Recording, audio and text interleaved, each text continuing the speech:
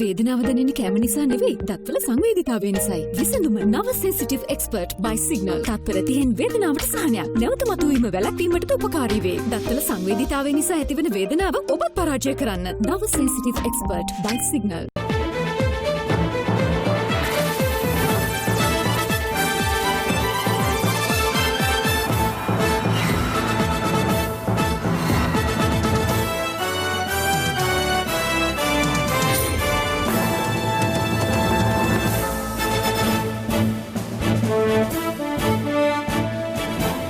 ආයුබෝවන් සුබ සන්ධ්‍යාවක්. සියලු සමීක්ෂණ වාර්තා නැවත නැවතත් තහවුරු කළ ලංකාවේ අංක 1 ප්‍රවෘත්ති ප්‍රකාශය පැත්ත ගියත් ඇත්ත කියන හිරු සවස 6:55 ප්‍රධාන ප්‍රවෘත්ති ප්‍රකාශය සමගින් මම මදුෂාන්ද සිල්වා. මම රෝෂිනී විජේසූරිය මුලින් අවධානය දවස උණුසුම් කළ සිරස්තල වෙත.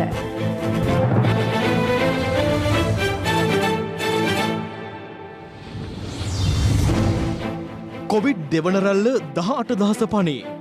නව ආසාදිතයින් 342ක්. කොවිඩ් නිසා කල්මුනේ පාසල් බැසේ. හලාවත ගම් 5කට සංචරණ සීමා. පහසුකම් නැති බවට මාධ්‍යයට කරුණු කී සුවසැරියේ තිදෙනෙකු සේවයෙන් නිරපායි.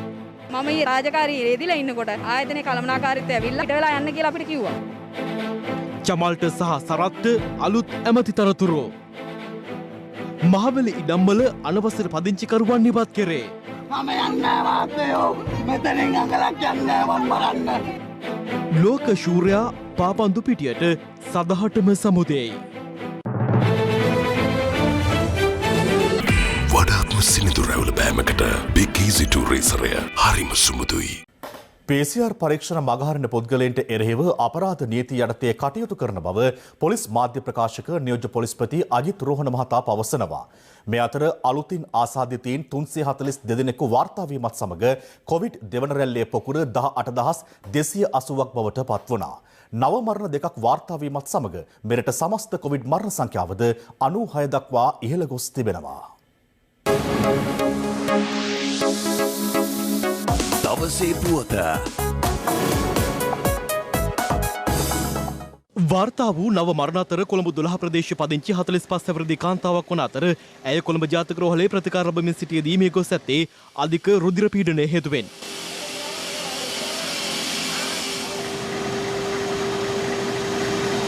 මියගොස් ඇති අනෙක් පුද්ගලයා 80 හැවිරිදි අයෙකු වන අතර ශ්‍රී ජයවර්ධනපුර රෝහලේ සිට කොවිඩ් ආසාදිතයෙකු බවට හඳුනා ගැනීමෙන් පසු පිඹුර මූලික රෝහලට ඇතුළත් කර තිබෙනවා. මරණයට හේතුව ලෙස දක්වා ඇත්තේ කොවිඩ් ආසාදනයත් සමග උග්‍ර වූ අක්මා රෝගී තත්ත්වයක්.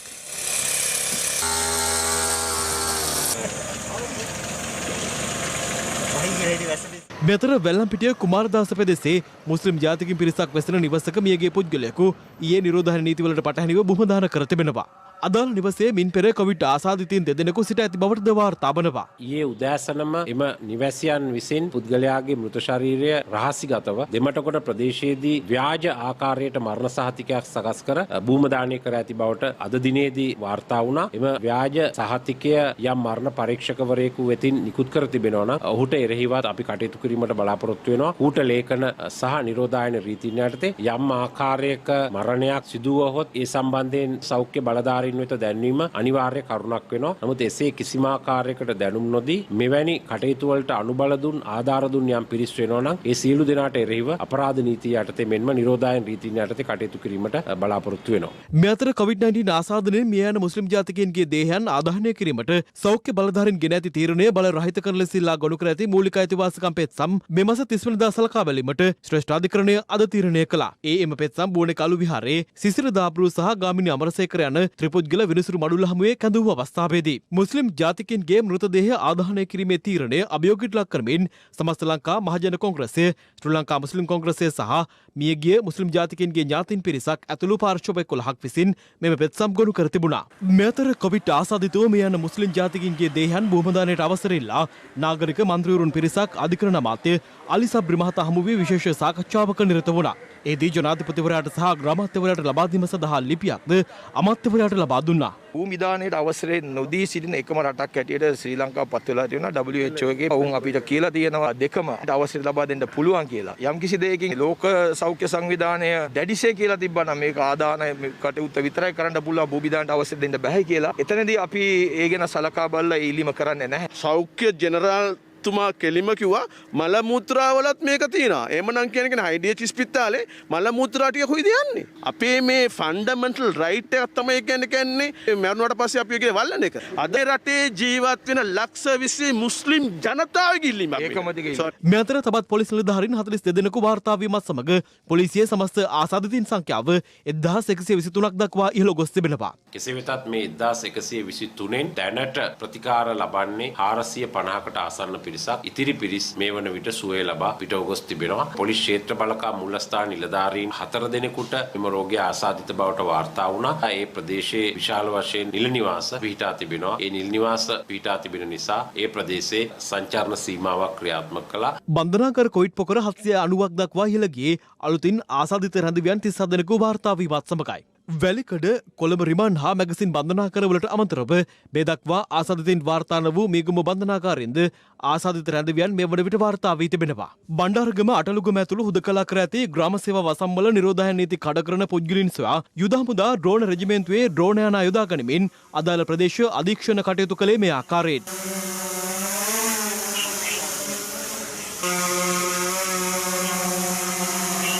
අද වෙනකොට සෞඛ්‍ය අංශවලට සහ ආරක්ෂා අංශවලට දැඩි අර්බුදයක් බවට පත් වෙලා තියෙනවා. මේ අටලුගම ප්‍රදේශයේ අපේ සහෝදර මුස්ලිම් ජනතාව මේ PCR පරීක්ෂණවලට නොපැමිණීමේ හේතු ඊයේ දවසේ පැමිණිය 16 දෙනා. PCR පරීක්ෂණවලට පෙනී සිටින ලෙස දන්නු සමහර පුද්ගලයන් එයින් මගහරන බවට වාර්තා වෙනවා. මේ බරපතල ක්‍රියාවක්. යම් කෙනෙක් එවැනි ක්‍රියාවලිය යෙදෙනවා නම් ඔවුන්ට ලංකාවේ අපරාධ නීතිය යටතේ නඩු පැවරීමට පොලිසිය කටයුතු කරනවා.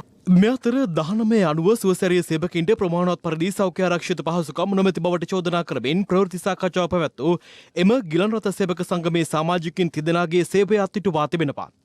ඔවුන් එම ප්‍රවෘත්ති සාකච්ඡාවක් ඇඳවා තිබුණේ පෙරේදායි. අපිට මේ වෙනකොට ඇවිල්ලා තියෙන පුද්ගල ආරක්ෂක උපකරණවත් ප්‍රමාණවත් මදි. මේ සේවකයන් මේ විදිහට ගියොත් අපි කොච්චර අකමැත්තෙන් වුණත් මේ ගිලන් රථ 298 නවතින දවසක් එයි. ඊයේ රාත්‍රියේ සුවසැරිය පදනමේ කළමනාකාරීත්වය විසින් තමන් ඇතුළු තිදෙනෙකුගේ සේවය අත්හිටු බවට දැනුම් දුන් බවයි එම සංගමේ සභාපති මයිමු ප්‍රියංගිකා මහත්මිය පැවසුවේ. ගම්පහ පොලිස් ස්ථානයට අනුයුක්ත කරලා තියෙන ගිලන් රථය අදටත් එයාලට ඉන්න තැනක් නැහැ. එයාලා ඉන්නේ රැට ගිලන් රථය ඇතුළේ. මේ වෙනකොට මීරිගම පොලිස් ස්ථානයේ ගිලන් රථය පොලිසියෙන් ඉවත් කරලා තියෙනවා. එයාලා ඉන්නේ ග්‍රවුන්ඩ් එකක. කොරෝනා උවදුරත් එක්ක අපේ සේවකයෝ පුදුම පීඩනයකින් එයාලගේ රාජකාරී අකුරටම කරා. නමුත් සේවකයෝ ගැන නිසි හොයා බැලීමක් උනේ නැහැ ආයතනේ. ඔයාලට ගිහලා බලන්න පුළුවන් ගිලන් නැඳ දිරලා තියෙනවා. ගිලන් රථවල විනාශ වුණාට පස්සේ අපිට මොකද්ද වෙන්නේ? එන්නේ වගේ ගැටලු ටිකක් තිබ්බා. අපි කොරෝනා ලෙඩ වරන් යන අය පැය 24 වැඩ කරලා ගෙදර ගිහිල්ලා ඒ දරුවොත් එක තමයි ඉන්නේ. නමුත් මේ වෙනකන් අපිට PCR එකක්වත් අපිට කෙල්ල තිබුණේ නැහැ. නිල ඇඳුම් ප්‍රශ්න, ඉඳුම් හිටුම් ප්‍රශ්න. අපේ කිසිම නිලධාරියෙකුට හරියට වෙලාවට වැටුප්පතවත් හම්බෙලා තිබුණේ නැහැ. ඒ දේවල් සේවක සංගමයේ විදිහට මාධ්‍ය සාකච්ඡාවක් තියෙන තීරණය කරා. ඊන්පස්සේ මම ඊ රාජකාරී රෙදිලා ඉන්නකොට රාත්‍රී 8ට පමණ ආයතනයේ කළමනාකාරීත්වය ඇවිල්ලා සම්පූර්ණ ගිලන් රථයේ උපකරණ සියලු දේ චෙක් කරලා ඒවට අස්සන් ගත්තා. අස්සන් අරගෙන අපි බාරේ තියෙන ආයතනයේ දුරකථනය. ඒ සියලුම දේ බාර දීලා ගිලන් රථේ සීල් කරා. සීල් කළා ඔයා මේ මොහොතේම පොලිසියෙන් පිට වෙලා යන්න කියලා අපිට කිව්වා. ආයතනයේ රාජකාරී දුරකථන වලින් මගේ රාජකාරී දුරකථනයට මරණ තනතුර බව එල්ල වුණා. මග ළඟ හඬපට සියල්ලම සුරක්ෂිත තියෙනවා. එතෙන්දී අපි කතා කරේ අපේ සේවකයන් සේවය සුරක්ෂිත වීමයි, රාජ්‍ය අනුග්‍රහය සදා ලබා ගැනීමයි, ප්‍රමාණවත් මූලික පහසුකම් ලබා ගැනීමයි අපේ අරමුණ උනේ. ඒකේ ප්‍රතිඵලයක් හැටියට අද වෙනකොට අපේ තිදෙනාගේ රැකියාවන් අහිමි කරලා තියෙනවා. කරුණිකව ඉල්ලා සිටිනවා ජනාධිපතිතුමාගෙන් හා සෞඛ්‍ය අමාත්‍යතුමියගෙන් අපේ මේ ආයතනය හරහා වෙන මූල්‍ය වංචා හා අපිට වෙන අකටයුතුකම් වාගේ අවධානය වෙනුවෙන් යොමු වේවා කියලා. මේ සම්බන්ධයෙන් සුවසැරිය පදනම විසින්ද නිවේදනයක් නිකුත් කර තිබෙනවා. එහි දැක්වෙන්නේ ආයතනයේ නීති රීති උල්ලංඝනය කරමින් අසත්‍ය තොරතුරු පැතිරවීමට සම්බන්ධ වූ සේවකයන් පිළිබඳව විනය ක්‍රියාමාර්ග ගැනීමට පියවරගත් බවයි. අදාළ ප්‍රවෘත්ති සාකච්ඡාව හරහා සඳහන් කළ චෝදනා ප්‍රතික්ෂේප කරන සුවසැරිය පදනම සෞඛ්‍ය අමාත්‍යාංශයේ මාර්ගෝපදේශ යටතේ සිය ආයතනයේ සියලුම සේවකයන්ට නියමිත පරිදි ආරක්ෂක උපාංග සපයා ඇති බවද සඳහන් කරනවා. එමෙන්ම සිය ගිලන් රථ සියල්ල හොඳ තත්ත්වයෙන් පවතින බව සහ ඒවා ජාත්‍යන්තර ප්‍රමිතිය ආයතන මගින් නඩත්තු කරන බවත් සුවසැරිය පදනම නිකුත් කළ නිවේදනයේ සඳහන්.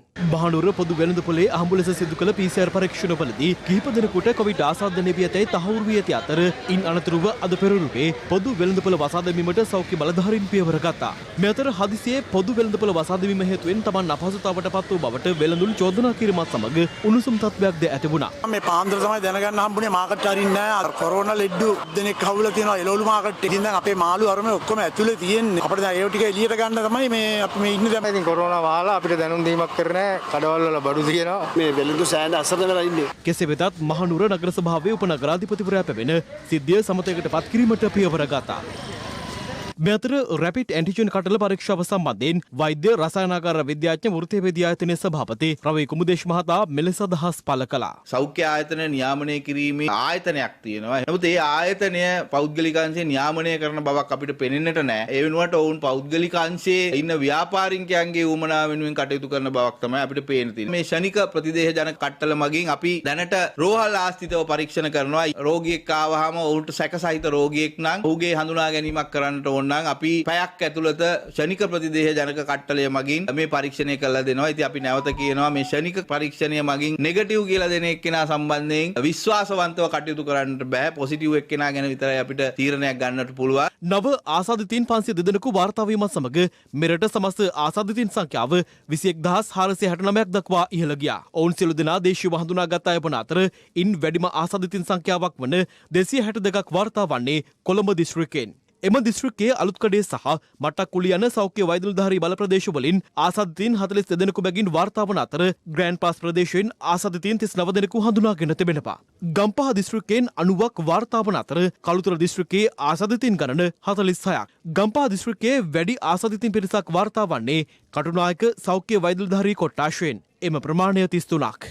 ඒ අනුව මිනුවන්ගොඩ සහ පෑලියගොඩ කොවිඩ් පොකුර 10938ක් දක්වා ඉහළ ගොස් තිබෙනවා. කල්මුනේ අධ්‍යාපන කලාපයේ සියලු පාසල් හෙට සිට සතියක කාලයක් වසා දැමීමට තීරණය කර තිබෙනවා. ඒ අක්කරේපත්තුව සහ සයින්ද මරුදු ප්‍රදේශවලින් COVID-19 ආසාදිතයින් හඳුනා ගැනීම හේතුවෙන් මේ අතර ආසාදිතයින් වාර්තා වීමත් සමග හලාවත පොලිස් වසමේ ග්‍රාම නිලධාරී වසම් 5ක් සඳහාද සංචරණ සීමා පනවා තිබෙනවා. හලාවත ප්‍රදේශ කිහිපයකින් පසුගිය දින 5 තුළ COVID-19 ආසාදිතයින් වාර්තා වීමත් සමග හලාවත පොලිස් වසමට අයත් උතුරු වෙරළබඩ කුරුසපාඩුව දකුණු වෙරළබඩ එගොඩවත්ත සහ වෙරළබඩ යන ග්‍රාම නිලධාරී වසම් සඳහා සංචරණ සීමා පනවා තිබෙනවා. ඒ අනුව එම ප්‍රදේශවලට ඇතුළු වීමට පැමිණි රථවාහන නැවත හරවා යවුනේ මෙලෙසින්. මේ අතර හුදකලා කර ඇති වනාත මුල්ල හල්ගහවත්ත ප්‍රදේශයේ ජනතාව විරෝධතාවක නිරත වුණේ සහන නොලැබෙන බවට චෝදනා කරමින්.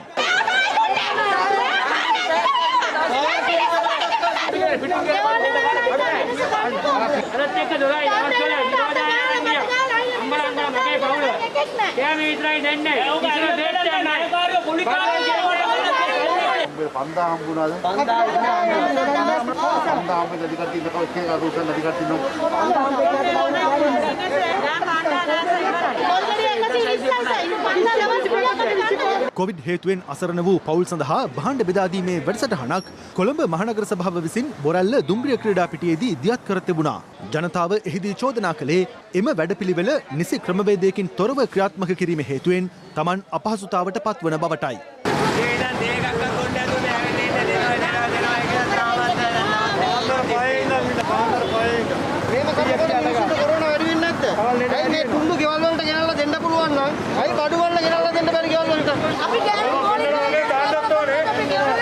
මේ ඊයේ රාත්‍රියේ එම ස්ථානයේ පැවති තත්වයයි. 12ට එන්න කිව්වා 12ට දීලා නවත්තුවා ඊට පස්සේ ආයි දුන්නේ 6ට දැන් කියනවා ආයි බඩු නැහැ. ඒ වගේ අපරාධ කරන්න දෙපා මිනිස්සුන්ට. මිනිස්සු මෙච්චර කොරෝනා හැදුනොත් හරි කමක් නැහැ කියලා මෙතන පොලිමේ ඉන්නේ මොකටද? තමන්ගේ ළමයින්ට බඩගිනින් ඉන්න නැතුව ගෙදර බඩු කෑම දෙන්න ඕනේ කියලා. ඇයි මෙහෙම මේ රස්තියාදු කරන්නේ මිනිස්සු? මාලිගාවත්ත මහල් නිවාස සංකීර්ණවල ජනතාව වෙනුවෙන් ආහාර මළු බෙදා දීමේ වැඩසටහනක් අද පැවැත්වුණේ බස්නාහිර පළාත බහර ජ්‍යෙෂ්ඨ නියෝජ්‍ය පොලිස්පති දේශබන්දු තෙන්නකෝන් මහතාගේ ප්‍රධානත්වයෙන්.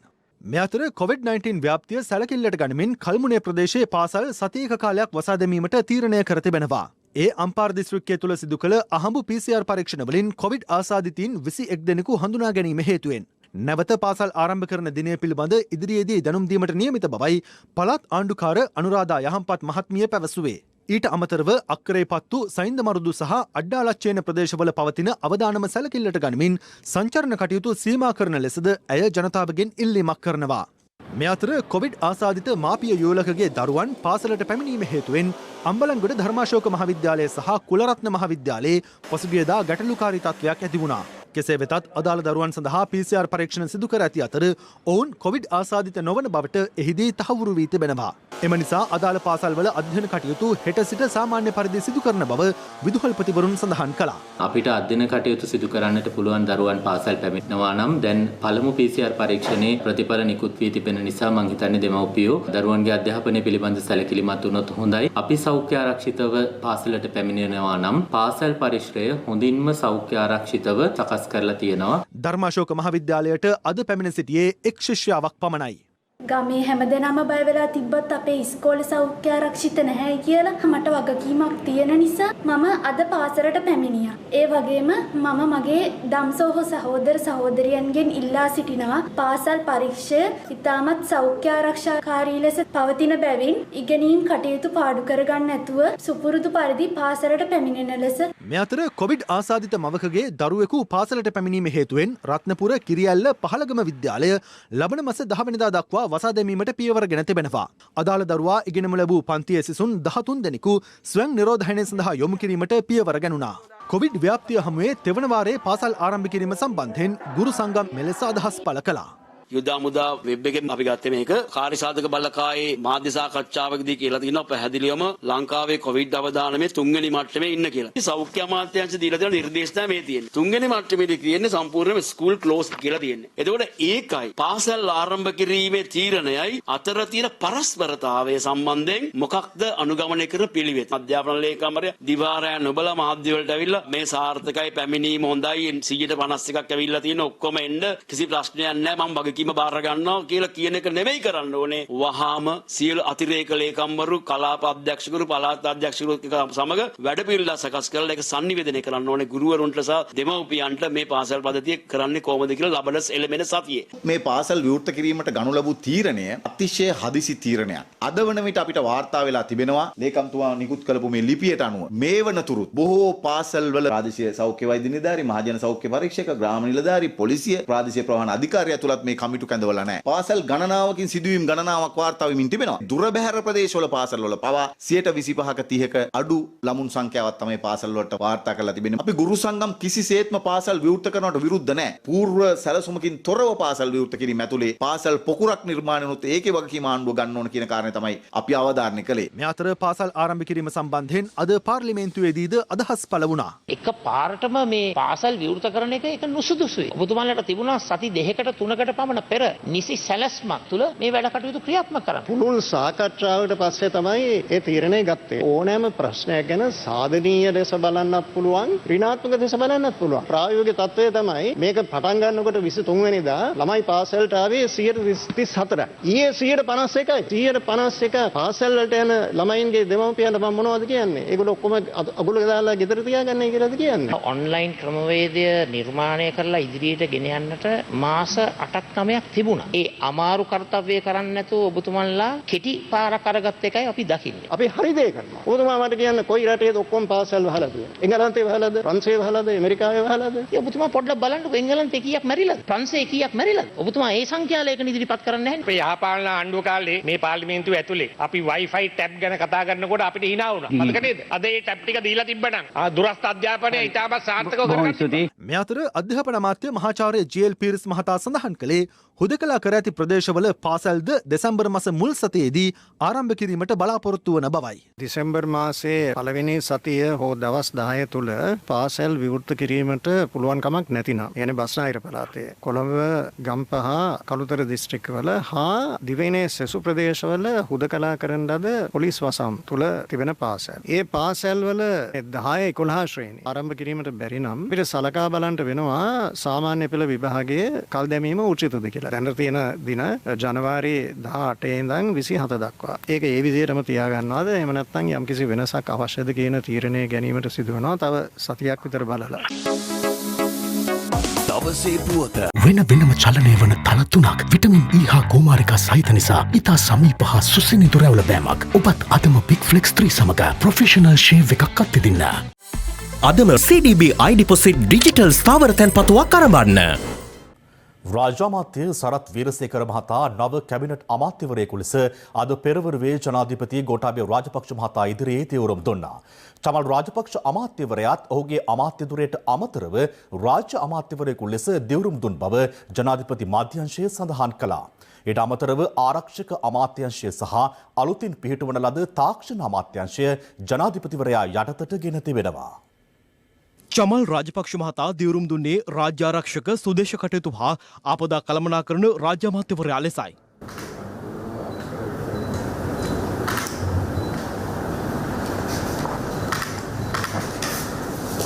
මේ අතර පළාත් සභා හා පළාත් පාලන රාජ්‍ය අමාත්‍යවරයා ලෙස කටයුතු කරන රිය අද්මිරාල් සරත් වීරසේකර මහතා අද මහජන ආරක්ෂක කැබිනට් අමාත්‍යවරයා ලෙස දිවුරුම් දුන්නා.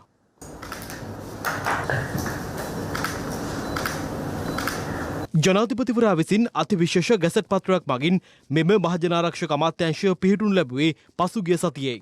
එමගින් මීට පෙර අභ්‍යන්තර ආරක්ෂක අමාත්‍යාංශයට තේ තිබූ පොලිස් දෙපාර්තමේන්තුව සහ ආරක්ෂක අමාත්‍යාංශයට තේ තිබූ සිවිල් ආරක්ෂක දෙපාර්තමේන්තුවද එම අමාත්‍යාංශය යටතට පත් කරනු ලැබුවා. ඒ අනුව වත්මන් රජයේ කැබිනට් අමාත්‍ය ධුර සංඛ්‍යාව 29 දක්වා ඉහළ ගොස් තිබෙනවා. මේ අතර ආරක්ෂක අමාත්‍යාංශය සහ අලුතින් පිහිටුණු ලද තාක්ෂණ අමාත්‍යාංශය ජනාධිපතිවරයා යටතට පැවරෙන බව ජනාධිපති මාධ්‍යංශය නිවේදනය කළා. පාර්ලිමේන්තුවට පැමිණෙන ලෙස හිටපු අමාත්‍ය බැසිල් රාජපක්ෂ මහතාට කර ඇති ඉල්ලීම සම්බන්ධයෙන් පාර්ලිමේන්තු මන්ත්‍රී එස්.බී. දිසානායක මහතා ශ්‍රී ලංකා පොදු ජන පෙරමුණේ අද පැවති ප්‍රවෘත්ති සාකච්ඡාවේදී අදහස් පළ කළා. බැසිල් රාජපක්ෂට හිටපු ඇමතිතුමාට පාර්ලිමේන්තුවට එන්න කියලා ඔබතුමන්ලාගේ පිරිසක් ආරාධනා කරා. ඇත්තටම කවද්ද එතුමා පාර්ලිමේන්තුවට එන්නේ? ඊළඟ ඇමති මණ්ඩල සංශෝධනයේදී ඒක සිද්ධ වෙයි කියලා හිතන්නේ. අලුත්ම අලුත් තරුණ മന്ത്രിවරු තමයි ඇත්තට මේ ඉල්ලීම කරේ. අපේ ළඟටත් කොලේ අරන් ආවා අපිත් ඒවා අත්සන් කරා. බලයේ ඉන්න පක්ෂේ පරාදය කරගෙන පළාත් පාලන නගර සභා බලය අරගෙන පක්ෂයේ විසින් ජනාධිපතිවරයෙක් බිහි කරලා 3-2 බලයක් සහිත ආණ්ඩුවක් හැදීමේ මේ කාරණේ පසුපස හේවණැල්ලක් වගේ හිටපු පුද්ගලයා ඇත්තටම බැසිල් රාජපක්ෂ ඒ ඉල්ලීම කරේ අගමැතිතුමාගෙන් සහ ජනාධිපතිතුමාගෙන්. එතුමාගෙන් ඉල්ලීමක් කරේ නෑ මන්ත්‍රීවරු කවුරුවත්. එතුමාට උත්තරයක් දෙන්නේ නෑ. ඔබතුමාලා හිතන විදියට එතුමාට ලැබෙන්න ඕන තනතුර මොකද්ද? පුනර්ජීවනයේ සහ ආර්ථික සංවර්ධනය. දුගී දුප්පත්කම නැති කිරීම මේකනේ කරන්නේ. ඉතින් ඒ විෂය තමයි එතුමා කරේ. ඒ විෂය එතුමාට පවරන එක හොඳයි. අයවැය කාරක සභා අවස්ථාවේදී අද විවාදයට ගැනුනේ කෘෂිකර්ම සහ වාරිමාර්ග අමාත්‍යාංශවල වැය ශීර්ෂයයි.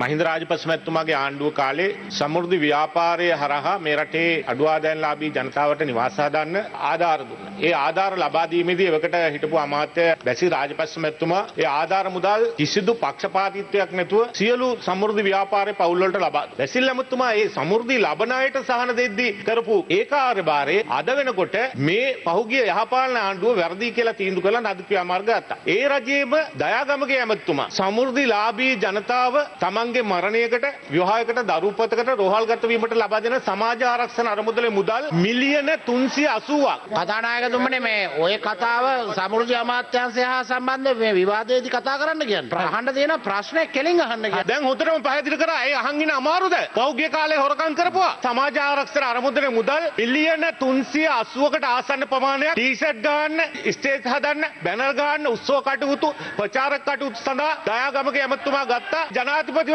ප්‍රචාරක කටයුතු සඳහා මම අහන්නේ ගරු ඇමතුමාගෙන් ඒ ගත්ත මුදල් සම්බන්ධව ක්‍රියාමාර්ගයක් ගන්නවද? දැන් සජිත් ප්‍රේමදාස මහත්තයා අද මේ පාර්ලිමේන්තුවේ ඇවිල්ලා ප්‍රශ්න කරනවා රුපියල් 5000 ලබා දෙද්දී ඒක මදි කියලා. හැබැයි සජිත් ප්‍රේමදාස මහත්තයාට කොන්දක් තිබ්බේ නෑනේ මේ සමෘද්ධි අහිංසක දිලිඳු ජනතාවගේ මුදල් දේශපාලන රැස්වීම් වලට භාවිතා කරද්දී නැගිටලයකට විරුද්ධයි කියලා කියන්න. සේමසිංහ මැතිතුමාට කියන්න කැමතියි ඔබතුමා කොදුනාරටියේ කෂේරුකාව ගැන කතා කරනකොට ඔබතුමාගේ කෂේරුකාව එස්.එම්. චන්ද්‍රසේන මැතිතුමා හොඳට කුඩු කරලා ඉවරයි. මතක තියාගන්න විපක්ෂ නායකතුමනි අපේ කෂේරුකා කාටවත් කඩන්න බෑ. ඊළඟට දැන් සජිත් ප්‍රේමදාස මහත්තයා කෂේරුකාව කඩාගෙන දැන් බය වෙලා ඉන්නේ රනිල් වික්‍රමසිංහ මහත්තයා පාර්ලිමේන්තුවට එයි කියලා. ඒක තමයි අද සජිත් ප්‍රේමදාස මහත්තයාගේ ප්‍රශ්නේ. මේ රටේ සහල් නිෂ්පාදනයේ වැඩිම අවුරුද්ද යලමහා කන්නේ 19-20. ටොන් ලක්ෂ 51ක්. නමුත් ආණ්ඩුව අසමත් වෙලා තියෙනවා ඒ නිෂ්පාදනයේ සහල් පාරිභෝගයට ලැබෙන්න සලස්වන්න. ඇයි මේක වෙලා තියෙන්නේ? මේ රටේ මෝල් හිමියන්ගේ ඒකාධිකාරය. ආණ්ඩුව මේ මාස ගානට විතරක් හාල් වලට ගැසට් 5ක් ගහලා තියෙනවා. හැබැයි මේ ගැසට් වල තියෙන මිලට හාල් ගන්න බෑ. මේ කියන මහත්තුරු දැන් වී මිල ගැන හාල් මිල ගැන කතා කරනවා. අර වී අලුයි මණ්ඩලයේ දීච්ච වී ටික වික්ක කුණු කොල්ලට මේ යහපාලන ආණ්ඩුව. ඒකට තියෙනවා නඩුවක්. වී ටික සත්වාහාර වලට විකුණපු බුද්ධ භෝගය සත්වාහාර වලට විකුණපු තුච්ච පාලකයෝ හිටියේ. තුඹ කරවිල වගාවක් තිබෙනවා. මේ බහුජාතික සමාගම් අපිට ඇට ටින් එකක් කියනවා. තනමල් විල පැත්තට ගියොත් මේ වගා කරන කොහොමද වගා කරන්නේ? පාන්දර 4ට නැගිටලා පිනිහිදෙන්න කලින් තුඹ කරවිල වැලේ පිරිමි මලක් තෝරගෙන ගෑනු මලෙන් මලට තිය ගිහිල්ලා අතෙන් පරාගණය කරනවා. අපේ කුසකර්මාන්තයක් එහෙම තිබුණා. පාන්දර 4ට නැගිටලා පිරිමි මලක් කඩාගෙන ගෑනු මලේ නේද තිය ගිහිල්ලා පරාගණය කරනවා. ටෝච් එක ඔළුවේ බැඳගෙන අපේ රටේ ඉතාමත් විශිෂ්ට ජෛව විවිධත්වයක් සහිත බීජ තිබුණා. මේ බීජ මුළුමනින්ම අද අපි බහුජාතක සමාගම් වල අයිතියට යටත් කිරීමට යටත් කර තිබෙනවා. වී නිෂ්පාදනයේ වැඩි වුණාම රනිල් වික්‍රමසිංහ මහත්තයා කිව්වා මහවැලිය වතුර ටික නවත්තන්න කියලා. එක විවිධ ප්‍රතිපත්ති තීරණ ගන්නවා විවිධ දේශපාලන පක්ෂ විසින්. ඒ නිසා අපේ අමාත්‍යාංශයේ පළවෙනිම අරමුණ තමයි කෘෂිකර්මාන්තය සඳහා ජාතික ප්‍රතිපත්තියක් සකස් කරන එක. අපි මේ පාර්ලිමේන්තුවට මේ ප්‍රතිපත්තිය සකස් කරලා වසරක් තුල අවසන් කරන්න බලාපොරොත්තු වෙනවා කියන එක මුලින්ම තමුන්නාන්සේලාට සඳහන් කරන්න ඕනේ. ඔබතුමාලා අමතක කරන්න එපා. ඔබතුමාලගේ කාලේ ගොවියට වී ටික විකුණ ගන්න බැරි වුණා මිල රුපියල් 32යි. ගොවියාගේ සහතික මිල ගැන කතා කරනවා. තමුන්නාන්සේලාගේ ආණ්ඩුවට බැරි වුණා ගොවියෙක් වී වලට මිල දෙන්න. අද වෙනකොට වී රුපියල් 60යි 65යි. මේ ආණ්ඩුවක් යටතේ ගොවියට මිලක් හම්බුනේ නැහැ කියන එක තමුන්නාන්සේලාට කියන්න බෑ. මේ අතර දෙමළ ජාතික සංධානයේ පාර්ලිමේන්තු මන්ත්‍රී එස් ශ්‍රීධරන් මහතා උතුරේ මහවිරු සැමරුම් සම්බන්ධයෙන් අදහස් පළ කිරීමත් සමග පක්ෂ විපක්ෂ මන්ත්‍රීවරුන්ගෙන් ඊට විරෝධය පළ වුණා. අර මූලාසනාරෝඩ මන්ත්‍රීතුමනි මේ උසාවියෙන් තහනම් කරලා තියෙන දෙයක් හෙට දවසේ පවත්වන එකක් ගැන කතා කරන්න මම. කතිකාවක් මේ උත්තරීත සභාව තුළ නිර්මාණය වීම ඉතාම අශෝභනයි. உறுப்பினர் அவர்களே நான் பிறந்த நாளை பற்றி எதுவும் சொல்லவில்லை. ගරු මන්ත්‍රීතුමා පහුගිය රජයත් කවදාවත් මහවිරු දිනයේ සැමරීම අනුමතනම් කරේ නැහැ. ඔබතුමා මේක දැන් පටල වෙන ක්‍රම වලින් දානවා. මේකට සංස්කෘතිය පටලන්න හදනවා එක ඒවා. නමුත් මහවිරු දිනය කියන කතාව අපි හැමදාම ප්‍රතික්ෂේප කරා. අපි දැනුත් ප්‍රතික්ෂේප කරනවා. මන්ත්‍රීතුමා ඥාතීන් සීකරන්න ඕන කෙනෙකුට පුළුවන්. නමුත් මහවිරු දිනය කියන වචනය LTT ත්‍රස්තවාදී සංවිධානයේ මියගිය අය සමරන පාවිච්චි කරන වචනයක්. ඥාතීන් සිහි කිරීම මියගිය කෙනෙකුට ඕන කෙනෙකුට පුළුවන්. ත්‍රස්තවාදියෙක් වුණත් දෙමව්පියන්ට පුළුවන්. නමුත් මහවිරු දිනය කියන්නේ ඒක වෙනම බයිලයක් වෙනම කතාවක්. ඒක හන්ද ඒ දෙක පටල ගන්න එපා. හම්බන්තොට මයුරපුර ප්‍රදේශයේ මහවැලි ඉඩම්වල අනවසර පදිංචිකරුවන් පිරිසක් ඉවත් කිරීමට බලධාරීන් අද පියවර ගත්තා. කෙසේ වෙතත් පදිංචිකරුවන් ඊට විරෝධය පළ කිරීමත් සමග හටගත්තේ උණුසුම් තත්ත්වයක්. හම්බන්තොට මයුරපුර මහවැලි කාර්යාලය බල ප්‍රදේශයට අයත් පළුගස්වල බැල්ලගස්වැල සහ අරවන මුල්ල ඇතුළු ප්‍රදේශ කිහිපයක ඉඩම්වල අනවසර පදිංචිකරුවන් ඉවත් කිරීම සිදු කෙරුණේ අද පෙරවරුවෙයි.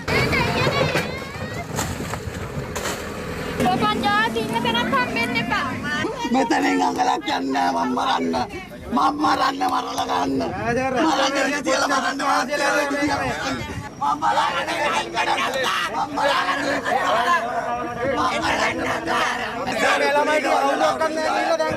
මට යන්න තරන්න මම මරලා මේක වල දාලා මාතුරු මේක කඩාගෙන යන්න මාත්‍ය. පදිංචිකරුවන්ගේ විරෝධයද මැද්දේ මහවැලි අධිකාරිය නිලධාරීන් පොලිස් ආරක්ෂාවද ලබා ගනිමින් අනවසර ඉදිකිරීම කඩා ඉවත් කිරීමට කටයුතු කළේ මෙලෙසයි. එම ඉඩම් මීට පෙර අවස්ථාවක වෙනත් පිරිසක් වෙත ලබා දී ඇති බවයි වාර්තා වන්නේ. නමුත් ඔවුන් ඒවායේ පදිංචියට නොපැමිණීම හේතුවෙන් මීට වසර එකහමාරකට පමණ පෙර සිට තමන් අදාළ ඉඩම්වල පදිංචි වූ බව මෙම ජනතාව පවසනවා.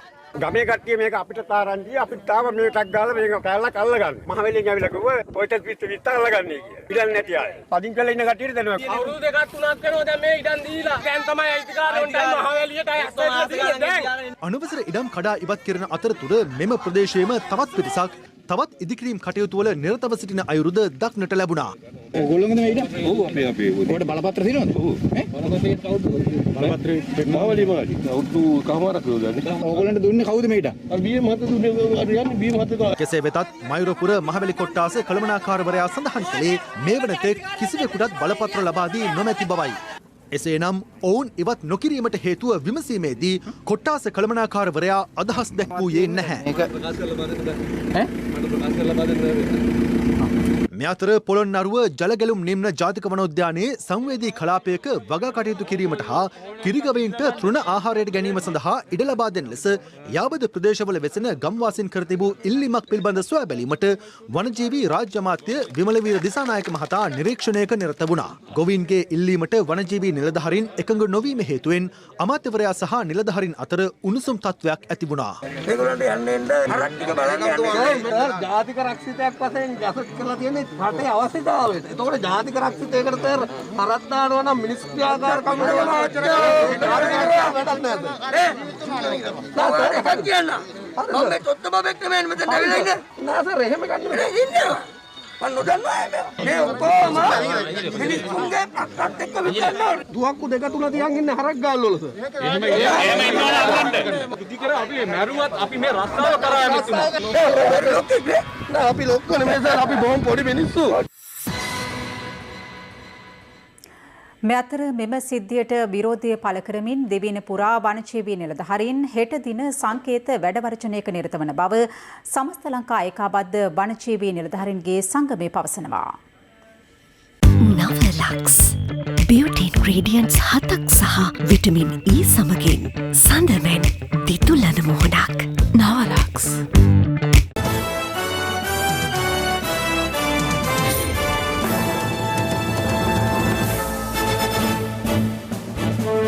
නැගෙනහිර පළාත් හිටපු ආණ්ඩුකාර MLM හිස්බුල්ලා නීත්‍යානුකූල නොවන ක්‍රියාව රසක් සිදු කර ඇතැයි පාස්කු ප්‍රහාරය පිළිබඳ සොයන ජනාධිපති කොමිසමේ සභාපතිවරයා ප්‍රකාශ කළා.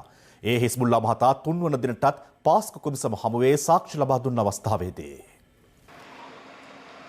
තුන්වන දිනටත් නැගෙනහිර පළාත් හිටපු ආණ්ඩුකාර MLM හිස්බුල්ලා මහතා ජනාධිපති කොමිසම හමුවේ සාක්ෂි ලබා දීමට කැඳවා තිබුණා. එහිදී ඔහුගෙන් ජනාධිපති කොමිසම ප්‍රශ්න කළේ ඔහු විසින් නිදි කළ නැගෙනහිර ශරියා විශ්වවිද්‍යාලය සම්බන්ධයෙන්.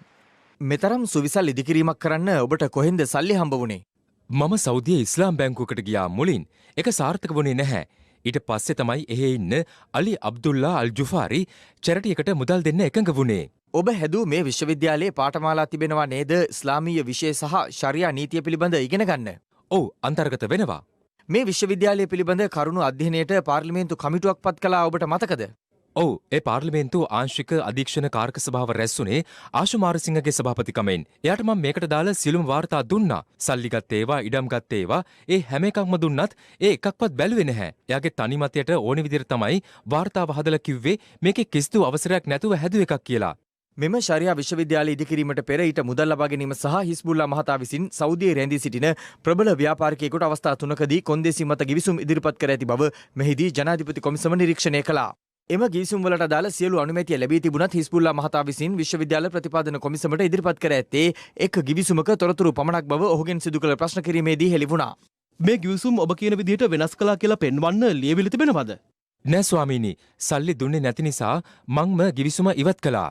ඔබ ගොඩක් නීත්‍යානුකූල නොවන වැඩ කළා තියෙනවා හිස්බුල්ලා මහත්මයා.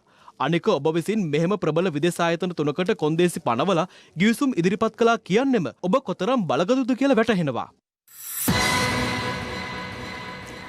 වැලි පස් සහ බොරළු ප්‍රවාහනයේදී රජයට අයවිය යුතු රුපියල් කෝටි ගණනක මුදලක් අහිමි කරමින් සිදු කරගෙන යන මහා පරිමාණ චාවාරමක් පිළිබඳ හිරු CIA තොරතුරු හෙළි කරගත්තා. බොහෝ විද්‍යා සමීක්ෂණ හා පතල් කාර්යාංශයේ ලේඛනවල තොරතුරු වෙනස් කරමින් සිදු කරගෙන යන එම මහා පරිමාණ චාවාරම පිළිබඳවයි අද CIA අනාවරණය. කුරුණෑගල ප්‍රදේශයේ ඉදිවෙමින් පවතින මධ්‍යම අධිවේගී මාර්ගයේ ඉදිකිරීම් කටයුතු සඳහා පෞද්ගලික ආයතනවලින් මේ දිනවල මහා පරිමාණයෙන් බොරළු සැපීම සිදු කරනවා. කුරුණෑගල දිස්ත්‍රික්කයේ අලව්ව දෙවක්කර හීනමකුලානාදී ප්‍රදේශ ගණනාවකින් මෙම බොරළු සැපීම් සිදු කරන අතර එහිදී ව්‍යාජ බලපත්‍ර සැකසීමට මෙන්ම බලපත්‍රවල සඳහන් තොරතුරු වෙනස් කිරීම සඳහා විශේෂිත පෑනක් භාවිත කරන බවයි හිරු CIA වෙත තොරතුරු වාර්තා වුණේ. ඒ අනුව අප පොලිස් විශේෂ කාර්ය බළකා නිලධාරීන් හා භූවිද්‍යා කාර්යාංශ නිලධාරීන් සමග අදාළ ස්ථාන පරීක්ෂාවට ලක් කළා. රත් වූ යමක් සමීප කළ විට මැකී යන පරිදි විශේෂිත පෑනක් භාවිතයෙන් අදාළ බලපත්‍රවල මෙම සටහන් යොදා ඇති බව එහිදී හෙළි වුණා. ඒ පැනත්තා මෙතනනේ දැන් සනීපයි. මේකනේ කොහොමද? වෙලාව දැම්ම උදේ වෙලාව දැම්මනේ. ඒක කොයි දාපු වෙලාවද? දැන් තුනක් ගිහින් පෑනේ ලිව්ව නම් කොහොමද මේකුනේ? දැන් අපිට කියන්නේ මේක ලියු පෑනකෝ කියලා. පෑනකෝ නේ නෑ මේකෙන් තමයි ලියන්නේ ඉතින්. පෑන දෙන්න වෙයි නම් ඔයා අපිත් එක්ක යා. කොහොමද මේ වලේ අපනේ හොඳේ? බොරළු මෙන්ම වැලි හා පස් ප්‍රවාහනයේදීද ජාවාරම්කරුවන් භාවිත කරන සටහන් මකා දැමීමේ මෙම ක්‍රමවේදය හරහා ඔවුන් මේ වන විටත් රාජ්‍යයට විශාල මුදලක් අහිමි කර අවසන්. තොරතුරු ලැබුණේ ව්‍යාජ ලෙස බලපත්‍ර සකස් කරන ස්ථානයක් කියලා. සකස් කරන බලපත්‍ර මේ ස්ථානයෙන් තමයි නිකුත් වෙන්නේ. ලියපුවාම නැගන පෑනක් උපයෝග කරගෙන මේගොල්ලෝ ප්‍රවාහන බලපත්‍ර අවභාවිත කරනවා. ඒ යටතේ තමයි මේගොල්ලන්ට නඩු බවරන්නේ අපි. SLT within online learning සහ online working සඳහා ඇදහිය නොහැකි data දීමනා GB 30ක් රුපියල් 195යි GB 100ක් රුපියල් 490යි අඩුම මිලට වැඩිම data SLT වෙතින් Safeguard hand sanitizer නවතම නිෂ්පාදන පෙළ නිරෝගීමත් දිවියකට එය සමගින් 6:55 ප්‍රධාන ප්‍රවෘත්ති ප්‍රකාශය නිමාවට පත්වනවා. පැත්ත නොගත් ඇත්ත දැනගැනීමේ අයිතිය තවදුරටත් තහවුරු කරගන්නට ඔබේ ජංගම දුරකථන ජාලය අනුව තිරේ දිස්වන පරිදි හිරු කෘත්‍ය SMS සේවාව සක්‍රිය කරගන්න. නැවත හමු වෙමු රාත්‍රියේ 9:55ට. ආයිබෝවන්.